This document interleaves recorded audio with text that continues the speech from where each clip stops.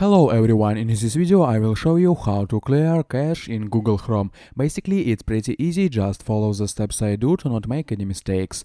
A lot of extra cache can slow down your browser, so sometimes you need to delete unnecessary files, which is what we will do. So open Google Chrome and click on the three dots in the upper right corner. Here we select Clear Browsing Data. A window opens in front of us in which you can select Basic or Advanced.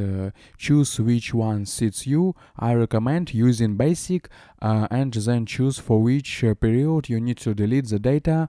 You can delete both for the last hour and for the entire time as it suits you. I will choose for all the time, then you can also choose what to delete: browsing history, cookies and other site data, and cached images and files.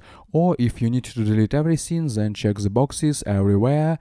Next, click Clear Data, and that's it. Here is how to easily clear the cache in Google Chrome. I hope guys this tutorial made your life a little bit easy and you like this video. Subscribe to my channel and write your comment. Goodbye, have a nice day.